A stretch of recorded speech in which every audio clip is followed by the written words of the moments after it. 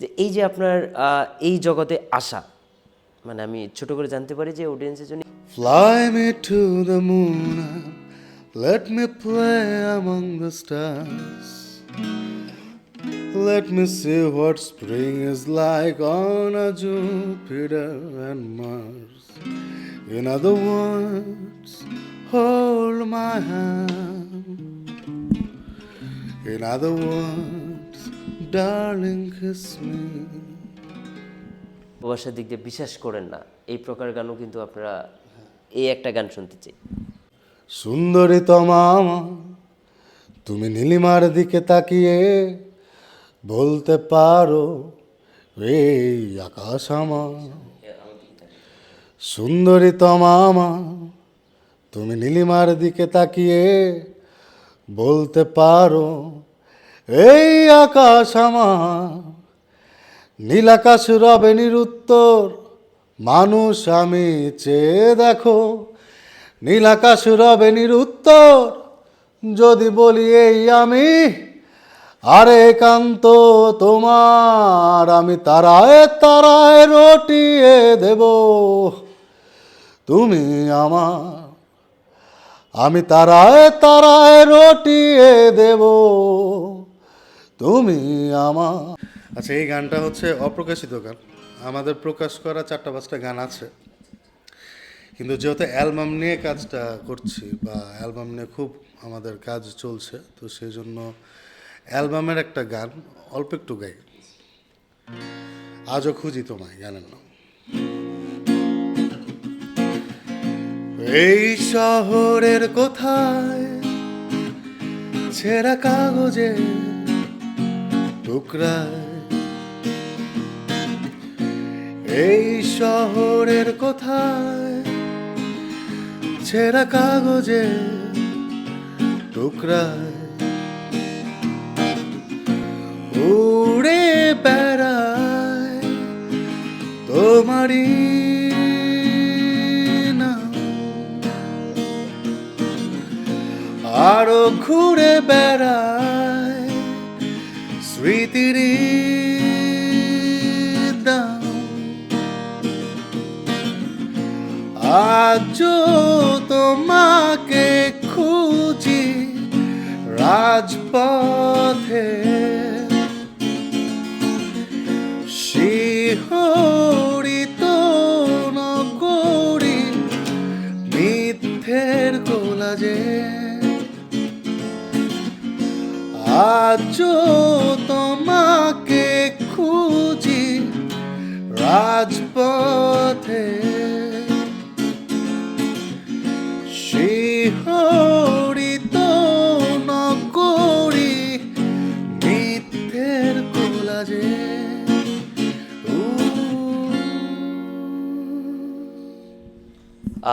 ধন্যবাদ, গানটা অনেক ভালো লাগলো। চলচ্চিত্রে গানও করেছেন, চলচ্চিত্রে কেন মনে হয়েছে চলচ্চিত্র আপনার কেন্দ্রে কি অনেকেই তো যেমন হয়তো জেমস ভাইয়ের কথা বলি, এত সহজে মুভমেন্ট করে না চলচ্চিত্রে, আপনার কেন মনে হয়েছে যে বাংলাদেশ চলচ্চিত্র গানটা বলতে হবে, তো বা ভালো গল্পের ভালো। আসলে বেসিক্যালি ইন্ডিয়া আর্টিস্ট আমরা, নিজেদের গান লিখি, নিজেদের গান শুরু করি, ওটাই আমাদের গেয়ে মানুষকে শোনানোটাই আমাদের ইচ্ছে। তো এখন এটার মধ্যে আমাকে যদি কেউ চয়েস করে, কোনো ডিরেক্টর চয়েস করে যে হ্যাঁ ঠিক আছে ওর ভয়েসটা ভালো লেগেছে বা ওদের ব্যান্ডের গান ভালো বা ওদের থেকে একটা গান নেই বা আমি এই গানটা ওকে দিয়ে গাওয়াবো, তো সেখানে অবশ্যই আমি উইলিংলি যাব। আর আরেকটা বিষয় হচ্ছে যে আমাদের ওই যেটা বললাম যে নিজেদের গানের প্রতি এত বেশি মুগ্ধ থাকি যে আসলে সিনেমায় গান দিব বা নাটকে গান দিব ওটাতে অতটা মাথায় থাকে না। তো অলরেডি আমি নাটকের মিউজিক, সিনেমা মিউজিক করেছি, কিন্তু এখনও পর্যন্ত আমি বাংলাদেশের কোনো সিনেমায় গান গাইনি বা আমার প্লেব্যাক করা হয়নি। তো অলরেডি কথাবার্তা হচ্ছে, কয়েকজনের সাথে কথাবার্তা হচ্ছে, কিছু মতবাদ চলছে আমাকে নিয়ে, আমি যাচ্ছি তাদের সাথে কথা বলছি, দেখা যাক কি হয়। এখন বর্তমানে কোয়ালিটিফুল কাজ তো একটা আর্টিস্টের তো সবসময় ইচ্ছে যে তার কাজটা কোয়ালিটিফুল হোক। তো ভাইরালের ব্যাপারটা হচ্ছে আমরা আসলে মানে আমি পার্সোনালি ভাইরাল নাম্বারের দিকে খুব একটা মনোযোগী নই। তো এটার কারণ হচ্ছে যে আসলে আমি তো খুব ছোটোবেলা থেকে গান করি, আমি 4-5 বছর বয়স থেকে গান শিখেছি মায়ের থেকে। আমার নানা বাউল ছিলেন, তো ওই মায়ের সাইড থেকে বেসিক্যালি আমার সঙ্গীতটা আমার কাছে আসা। তো ভাইরালের জন্য আসলে আমি আসলে কি ছোটোবেলায় ক্যাসেটের যুগ দেখেছি, সিডির যুগ দেখেছি, তো ওইখানকার আর্টিস্টদেরকে দেখেছি, ওনাদের চলাফেরা দেখেছি। তো আমাদের জেনারেশনে বা আমি যেই জেনারেশনে বিলং করি, আমি তো এখন এই জেনারেশনে বিলং করি, এটা বলা যায় ইউটিউব জেনারেশন বা ভাইরাল জেনারেশন। তো এই ভাইরাল জেনারেশনের সাথে আমি আমি ইয়াং হলেও আমি অনেকটা খাপ খাওয়াতে পারছি না। কারণ হচ্ছে যে আসলে ভাইরাল নাম্বার নিয়ে চিন্তা করি না। আমাকে নিয়ে কিন্তু অনেকে চিন্তা করে ভাইরাল নাম্বার নিয়ে, যে এরকম একটা ভাইরাল সং গাও গেয়ে আমার ব্যান্ড এটা বলে না, আমার ব্যান্ডের বাইরে যারা আছে, আমার সার্কামস্টেন্সে আমার যারা কলিগস মিউজিক ইন্ডাস্ট্রিতে, তারা অনেকেই বলে যে ভাইরাল নাম্বার করো, সেখান থেকে একটা কিছু তোমার হবে বা তুমি একটা কিছু করতে পারবে। তো আমি আসলে সুস্থ গান, ভালো গান শ্রোতাদেরকে শোনানোর চেষ্টা করি। আর এখানে যে গানটা ভাইরাল হবে হলে হবে বা না হলে নাই, এটা আমার কোনো যায়ও না বা আসেও না। আর সাকিব খান বা এনারা যারা আছেন ফিল্ম ইন্ডাস্ট্রিতে বা মুভি ইন্ডাস্ট্রিতে যারা কাজ করেন বা যাদেরকে ঘিরে আসলে আমাদের চলচ্চিত্র ইন্ডাস্ট্রি, তাদের কথা আমি বলবো যে এটা আসলে টোটালি তাদের ইচ্ছে যে তারা কাদেরকে নিয়ে কাজ করবে আর কাদেরকে নিয়ে কাজ করবেন না। সো আমার ওরকম কোনো ইচ্ছা নেই বলবো না, আমি বলবো যে আমার সাথে যদি যেটা যায় আমি সেটাই করব। আহ, আপনি একটা কথা বলেছেন যে অনেকেরই একটা আগ্রহ যে জেমস ভাই আপনার ইন্ডাস্ট্রিতে, ব্র্যান্ড ইন্ডাস্ট্রিতে কারকে সব থেকে বেশি মানা হয়, কার গানটা বেশি শোনা হয় যে আমি ওনার মতো হতে চাই? এখানে অনেকেই আছে, জেমস আছে। আমার ক্ষেত্রে রাইট, আপনার ক্ষেত্রে? আমার ক্ষেত্রে আমি আসলে পৃথিবীর সবার গান শুনি। আমার কাছে মূলত কাকে, জেমস নাকি অন্য কেউ? না, জেমস ভাই তো আসলে জেমস ভাই সবার গুরু। জেমস ভাই বলা যায় যে আমাদের সাউথ এশিয়ার একজন লেজেন্ডারি রকস্টার। তো এখন জেমস ভাইয়ের কথা শুধু বললে হবে না, কারণ কথা হয়েছে জেমস ভাইয়ের সাথে কিন্তু শুনে দেখা জেমস হয়েছে। ভাই আমাকে খুব ভালো মতোই চেনেন, আমাকে ইন্ডাস্ট্রির সবাই চেনেন মোটামুটি। কারণ আমি আর যাই হোক আমি বেয়াদব না। সো আপনার দেখেই বুঝতে পেরেছি আপনার আমি আর যাই হোক বেয়াদবি করি না কারোর সাথে, আমি সবার সাথে খুব ফ্রেন্ডলি এবং সবাই আমাকে, সবার দোয়াই আমার সাথে আছে। তো জেমস ভাইয়ের কথা বলবো যে জেমস ভাইয়ের মতো রত্ন আসলে 10,000 কোটির মধ্যে একজন আসে, বা বাচ্চু ভাইয়ের মতো একজন রত্ন 10,000 কোটি জনের মধ্যে একজন আসে, বা পার্থ বড়ুয়ার মতো রত্ন 10,000 কোটি জনের মধ্যে একজন আসে। তো সুতরাং আসলে এনাদের ব্যাপারে আমার কিছু বলার নেই, তবে হ্যাঁ আমি ছোটোবেলা থেকে এনাদের সবার গান শুনে বড় হয়েছি। আমি শুধুমাত্র বাংলা গানের মধ্যে আবদ্ধ ছিলাম না, আমি বিদেশি অনেক গান শুনেছি, এখনও শুনি।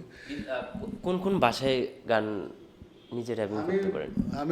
আমি হচ্ছে বেসিক্যালি ইংরেজি গান বেশি শুনেছি। ইন্ডিয়া থেকে হিন্দি গানও শোনা হয়েছে অনেক, এবং হিন্দির মধ্যে আমরা অনেকে মনে করে যে হিন্দি গান গাওয়া ঠিক না বা ভালো না, কিন্তু হিন্দিটাও আসলে একটা সুন্দর ল্যাঙ্গুয়েজ।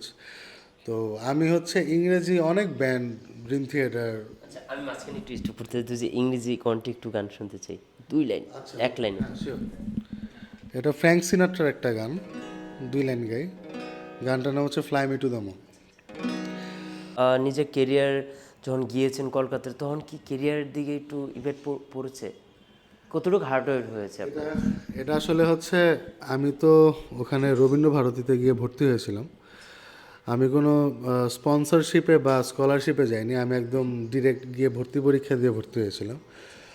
তো যে নবীনবরণ থাকে না, তো নবীনবরণে হচ্ছে আমাদের নবীনবরণ যখন ছিল তখন একটা ব্যান্ড আসে, রংতুলি ব্যান্ডের নাম। তো রংতুলি যখন আসে আমি স্টেজে দেখলাম যে রংতুলি, মানে আমি অডিয়েন্সের কাতারে আমি দেখছি যে রংতুলি পারফর্ম করছে, folk band, folk fusion band. তো রংতুলি পারফর্ম করছে, রংতুলি দেখে আমার মনে হচ্ছিল যে ওয়াও কি সুন্দর ব্যান্ড, গিটার নিয়ে ধুতি পরে পাঞ্জাবি পরে মাথায় বিভিন্ন ব্যান্ডানা ট্যান্ডানা পরে ওরা গান করছে। সো ওটা আমার কাছে একটা স্বপ্নিল ব্যান্ড লাগলো ওই দিন, যে সেরকম একটা ব্যান্ডে যদি আমি জয়েন করতে পারতাম। কলকাতায় আসছি কিন্তু আমাকে কে নেবে। লাকিলি আমার ঠিক 3 বছর, 3 থেকে 4 মাস পরেই আমার ওই ব্যান্ড থেকে আমার অফার আসলো। রংতুলি থেকে। কারণ ওরা হচ্ছে, আমি তো মিউজিকেই ভর্তি হয়েছিলাম, তো ওরা সবসময় হচ্ছে মিউজিক ডিপার্টমেন্টগুলিতে একটু নজর রাখতো যে কার পারফরমেন্স ভালো, কে ভালো গান গায়, কার বাজনা ভালো। তো সেখান থেকে হচ্ছে রংতুলি আমাকে হচ্ছে বলে যে তুমি আমাদের সাথে বাজাবে, আমাদের সাথে কাজ করবে। তো তখন আমার কাছে ইট ওয়াজ লাইক ড্রিম যে আমি এরকম একটা অফার পাচ্ছি একটা বড় ব্যান্ড থেকে কলকাতায় কাজটা করি। তারপরে 3.5 বছর 4 বছর রংতুলির সাথে। তো রংতুলিতে জয়েন করার পরে আসলে আমি আমাদের 2018 সালে একটা গান আমাদের বের হয়, ফোক গান, তোমার ঘরে বসত করে কয়জনা, জাহিদ ভাইয়ের লেখা। তো তোমার ঘরে বসত করে কয়জনের একটা বলেই দিয়েছে, আমি একটু একটু এই গানটা, আচ্ছা এটা তো ফোক। তোমার ঘরে বাস করে কারা হায় মন জানো না, তোমার ঘরে বসত করে কয়জনা মন জানো না, তোমার ঘরে বাস করে কারা। একজনে ছবি আঁকে এক মনে ও হয় এমন, আরেকজনে বসে বসে রং মাখে ও হয় আমার বেসুরাসুর ধরে দেখো কুঞ্জনা কুঞ্জনা, তোমার ঘরে বসত করে কয়জনা মন জানো না, তোমার ঘরে বসত করে কয়জনা। এই গানটি 18 সালে ইউটিউবে ফোক স্টুডিও বাংলার ব্যানারে এটা একটা ম্যাসিভ অ্যাটাক খায়, ভাইরাল হয় একদিনের মধ্যে প্রায় মিলিয়ন ভিউয়ার্স ছড়িয়ে যায়। তো ব্যাপারটা এরকম ছিল যে চাঁদ রাতে হচ্ছে আমরা এটা খুব প্রবাবলি কুরবানির ঈদ ছিল, আমরা চাঁদ রাতে হচ্ছে রিলিজ করি গানটা। তো ইন্ডিয়াতে তো আসলে আমাকে ঈদের দিনও ক্লাস করতে হয়েছে। সো মানে ওখানে তো আসলে এগুলি নিয়ে অত মানে বাইন্ডিংস নেই বা অত সরকারি ছুটির বিষয় আসা ছিল না। তো ঈদের দিন মানে চাঁদ রাতে যখন আমরা গানটা রিলিজ দিই, রিলিজ দেওয়ার পরে যথারীতি আমিও আমার মতো ঘুমিয়ে যাই। তো সকালবেলা যখন আমি ক্লাসে যাই পরের দিন সকালবেলা, তো ইউনিভার্সিটিতে ঢুকে তখন দেখি যে মোটামুটি সবাই খুব বাহ দিচ্ছে বা সবাই খুব বলছে, অ্যাপ্রিসিয়েট করছে যে সুন্দর হয়েছে, গানটা খুব ভালো হয়েছে। তো তখন বুঝতে পারি যে গানটা মানুষের কাছে ছড়িয়ে গেছে। তারপরে তো যথারীতি ওই ব্যান্ডের পুরো বলবো যে আমাদের চেহারা মোড় ঘুরে গেল জীবনের, আমরা প্রচুর ব্যস্ত হয়ে গেলাম। প্রায় 18টা 19টা স্টেটে আমরা শো করা শুরু করলাম। ওইটাই লাইফ ছিল। তো মানে ওইটা মানে that was my grooming period actually. আমি ইন্ডিয়া থেকে আমি শিখেছি, জেনেছি, আমি সময় কাটিয়েছি, দেশে এসে এখন আমি অ্যাপ্লাই করা শুরু করছি। আমি একটা প্রশ্ন নিব। প্রশ্নটা হলো যে আমরা বাংলাদেশে যারা অডিয়েন্স রয়েছেন, একদমই করা হয় না। আমি বরঞ্চ আমাদের বাংলাদেশের লেজেন্ড যারা তাদের গান গেতে পারি। আচ্ছা ঠিক আছে, আমি একটা গান গাই, আমি সোলসের একটা গান গাই। নিরালা একা একা এলোমেলো ভাবনায় কত কথা বলে যায় শুধু তারই সাথে,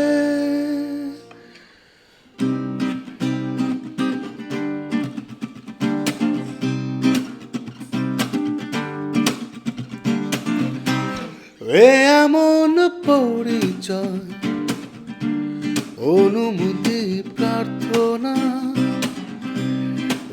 এমন পরিচয় অনুমতি প্রার্থনা, সবই নয় নিবেদন, কিছুই যে লাগে না, নিজেরই অজান্তে হৃদয়ের অনন্তে কিছু কথা ভালো লাগা ওরে যায় রচনা, এমন পরিচয় অনুমতি প্রার্থনা, এমন পরিচয় অনুমতি প্রার্থনা। আধারে চুপি চুপি আঁকা বাঁকা তুলিতে কত ছবি এঁকে যায় এত আপন করে এ যেন প্রভাতে মিলন গহীন স্নিগ্ধ শিশির ছোঁয়া এ এমন গীতিময় কিছু শুভ সূচনা এ এমন পরিচয় অনুমতি প্রার্থনা সবই নয় নিবেদন কিছুই যে লাগে না নিজেরই অজান্তে হৃদয়ের অনন্তে কিছু কথা ভালো লাগা করে যায় রচনা এ এমন পরিচয় অনুমতি প্রার্থনা এ এমন পরিচয় কিছু শুভ সূচনা। Thank you. আচ্ছা, আমি তখনই বলেছিলাম আমার ব্যান্ডের নাম অডিওস্কোপ। তো অডিওস্কোপ হচ্ছে রিসেন্টলি আমরা 8টি গানের একটি অ্যালবাম প্রকাশ করার চিন্তাভাবনা করছি। তো এটা হয়তো অক্টোবরের লাস্ট উইকে বা নভেম্বরের ফার্স্ট উইকে আসবে, আমাদের লিসেনার্সরা পাবেন। গান গান বা অ্যালবামের ব্যাপারটা হচ্ছে একটা থিম থাকবে, ওই থিমটা এখন রিলিজ বা এখন প্রকাশ না করি, ডিসক্লোজ না করি, নামটাও ডিসক্লোজ এখন করব না, নামটাও উপহার হিসেবেই থাকুক সবার কাছে। এই অ্যালবামের কাজ আমরা একদম ননস্টপ করছি, দিন রাত খেটে না খেয়ে না দিয়ে কাজ করছি। তো আশা করি দর্শকের কাছে ভালো লাগবে। আমার ব্যান্ডের যারা আরও, আমি তো গান গাচ্ছি, আমার সাথে আরও যারা ড্রামার, গিটারিস্ট, বেসিস্ট, কিবোর্ডিস্ট এনারা যারা আছেন আমার সাথে কাজ করছেন, তারাও আমার সাথে যেভাবে কাজ করছেন সেটাতেও আসলে আমরা মনে হচ্ছে, আমাদের কাছে মনে হচ্ছে বা আমার কাছে মনে হচ্ছে যে দর্শকের ভালো লাগবে অ্যালবাম। দর্শকদের উদ্দেশ্যে আপনাদিকে কি বলার আছে দর্শকদের উদ্দেশ্যে? দর্শকদের উদ্দেশ্যে আমার একটা কথাই বলার থাকবে যে ভালো গান শুনুন, আর হচ্ছে দেশের গান শুনুন, বাংলা গান শুনুন, আর আমাদেরকে পছন্দ করুন, আমাদের গান শুনুন। আমাদের গান শুনলে ক্ষতি হবে না আমাদের, আর আমাদের সমস্ত গান আপনাদের জন্য। আপনারা যত শুনবেন, যত আমাদেরকে সাপোর্ট করবেন, আমরা তত আপনাদের জন্য গান আরও উপহার হিসেবে নিয়ে আসবো। ভক্তদের জন্য গানের মাধ্যমে কি মেসেজ থাকবে? লাস্ট দিয়ে শেষ করে দেবো, এই গানই লাস্ট, আর কিছু থাকবে? ভক্তদের জন্য হচ্ছে মেসেজ থাকবে গানের মাধ্যমে? মেসেজ থাকবে হচ্ছে, আচ্ছা যেহেতু, এটা শুধু ভক্তদের জন্য? হ্যাঁ, যেহেতু ইন্টারভিউ শেষের দিকে, তো এটাই লাস্ট। শেষের দিকে ভক্তদের কাছ থেকে বিদায় নিয়ে নিচ্ছে, আর আমাদেরকে মনে রাখার জন্য বলে যাচ্ছে বিদায় বিদায়, সময় তো হলো চলে যাবা, পুরনো স্মৃতিগুলো আবার ফেরত পেতে চাই, ভালোবাসা অভিমান সব বুঝে নিতে চাই, পুরনো স্মৃতিগুলো আবার ফেরত পেতে চাই, ভালোবাসা অভিমান সব বুঝে নিতে চাই, অসীম ভালোবাসা তোমরা দিয়েছো, মনেরই আত্মবিশ্বাস দিয়েছো, অসীম ভালোবাসা তোমরা দিয়েছো, মনেরই আত্মবিশ্বাস দিয়েছো, ভুলে যেও না তোমরা আমার, ভুলে যদি যাও পথ চলায়, বিদায় বিদায়, সময় তো হলো চলে যাবা, goodbye goodbye, it's time to say you good bye.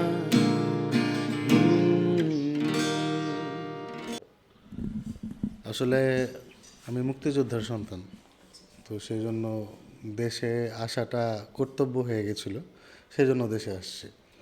ওখানে অনেক বছর ছিলাম, প্রায় 7 বছর ছিলাম। আমার পড়াশোনা অনার্স মাস্টার্স ওখানেই। আমার প্রফেশনাল লাইফটাও শুরুর দিকে ওখানেই ছিল। পরে তো করোনা আসে, করোনা আসার টাইমে আমিও ওখানে অনেকটা লোনলি হয়ে যাই। তো তখন মনে হয় যে এদিকে বাবা মাও তো বাড়িতেই থাকে, বাংলাদেশে ঢাকায় থাকে। তো তখন ওই পার্সপেক্টিভ থেকেই, ওই চিন্তা ভাবনা থেকেই আমার আসলে বাংলাদেশে আসা। এক প্রকার বলা যায় কলকাতায় আপনি একজন সেলিব্রিটি, বলা যায় আপনার কলকাতায় একজন ছেলে এত ফেমাসিটি রেখে এত কিছু রেখেও মনে হয়েছে বাংলাদেশ আপনি একজন মুক্তিযোদ্ধা হিসাবে, সন্তান হিসাবে এখানে কাজ করতে হবে। কাজের কোন গতিতে যাওয়ার পরিকল্পনা আছে?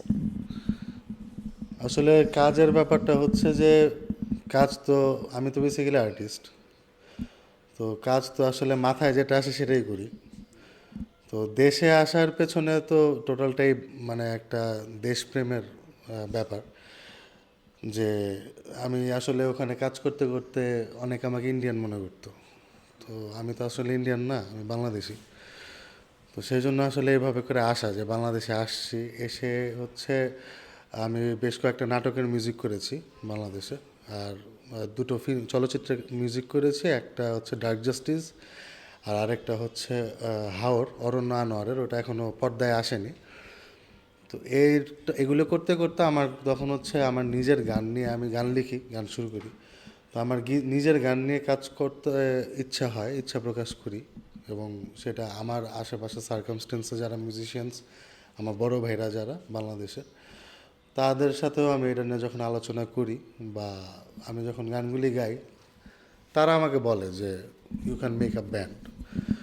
তো ওখান থেকে প্ল্যান করতে করতে আসলে একটা ব্যান্ড তৈরি হয়। আমার ব্যান্ডের নাম অডিওস্কোপ। অডিওস্কোপ 1.5 বছর ধরে রানিং। কাজ করতে করতে এখন প্রথম অ্যালবামের দিকে আমরা মনোযোগ দিয়েছি। হয়তো অক্টোবরের শেষে বা নভেম্বরের শুরুতে আমরা অ্যালবাম প্রকাশ করব। অনেকেরই সাথে তো কাজ করেছেন, বাংলাদেশে অনেক ব্র্যান্ডের সাথে কাজ করেছেন, 1 বছর থেকে শুরু করে এরকম। আমি হচ্ছে গত বছর সোলসের সাথে কিছু কাজ করেছি। সোলসের সাথে আমি সোলসের 50 ইয়ার সেলিব্রেশন একটা উদযাপন ছিল সোলসের। তো সেখানে আমি দাদার সাথে অ্যাজ আ গিটারিস্ট হিসেবে কাজ করেছি। বলা যায় যে ওই 11 মাস আমার একটা গ্রুমিং পিরিয়ড ছিল। বা পার্থ বড়ুয়া, মীর মাসুম, এনারা আমাকে যে পরিমাণে ভালোবাসাটা দিয়েছে, আমি এটা হয়তো আমি খুব লাকি টু হ্যাভ দেম। এবং মানে তাদের থেকে আমার যে এক্সপিরিয়েন্স, আমার পাওয়ার, সেটা আমি পেয়েছি এবং তাদের দোয়াও আমার সাথে আছে। আমি যে শুরু থেকে আপনার যে অনেক গানই মনে হয় রিলিজ হয়েছে মোটামুটি, দুজি যে কোনো কণ্ঠে একটা গান শুনতে চাই আপনার কাছ থেকে। দর্শক, এমন একজনের সাথে রয়েছিলাম, আপনাদেরকে এতক্ষণ অনেক বিনোদন দিয়েছি, অনেক ওনার কণ্ঠে কিছু গান শুনেছেন। ওনার কথা বলে আমি শেষ করতে পারবো না। সবাই ইন্টারভিউটা দেখবেন, স্টার বিডির পাশে থাকবেন এবং নতুন নতুন কাজ পেতে স্টার বিডিকে সাবস্ক্রাইব করে রাখবেন, ফলো দিয়ে রাখবেন অবশ্যই। ভাইয়া, আপনাকে ছোট্ট করে একটু জানতে পারি, একটু ছোট করে আপনাকে জানতে পারি, স্টার বিডির জন্য কি বলার আছে?